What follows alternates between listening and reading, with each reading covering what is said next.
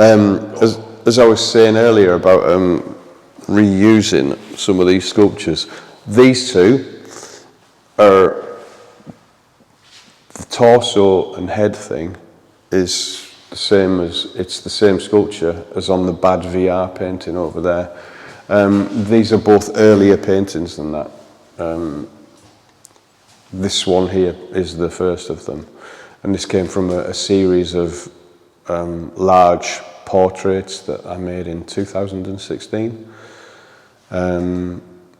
He was this recurring kind of Pinocchio character.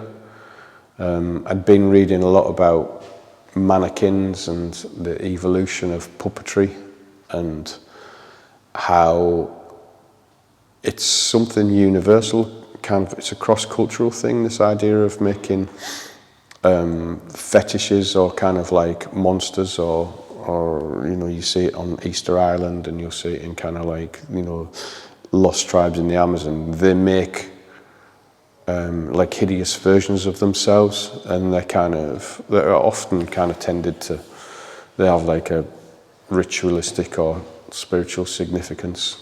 And I guess that group of paintings was a similar impulse for me. He's a kind of a weird little Pinocchio character. There's something really thuggish about him as well. Like the penisy nose is quite sort of assertive and aggressive. I think the thing I like about this painting is the shadow and the way it's kind of reflecting the shape of the nose there. It's got this aggressive thing going on with him.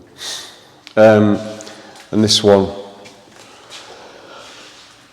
I kind of run out of things that I can say about the narrative of them. These kind of anecdotal things, they dry up after a while.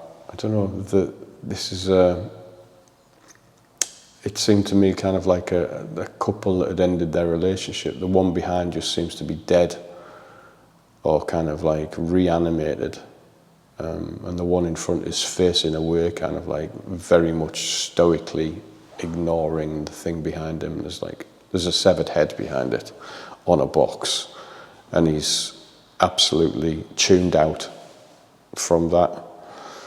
I don't know what else to say about it really, but the thing that's very successful about it is that thing. It's got that painted equivalence thing going on with it again. The plasticine, it's really plasticine-y, and that's become a thing in itself in these paintings that I really enjoy, and that's kept me making them is that process of finding a way of making oil paint look and behave like something completely different. The latex kind of electrician's tape thing that they're bound up in, it's got that shine particularly, but without being kind of fussy. It just has it. It looks wet, it looks glossy, it looks kind of like sticky. I love that painting. But they're not made kind of like with these little kind of tiny brush strokes, they're not fussy in that way. That's been the journey with them kind of on a technical level, is how do I make them without being like a really fussy and tight. They're not really that way. I mean, they're highly realized images, but I think as soon as you get close, that sort of starts to break down, and you see brush marks all over the place with them.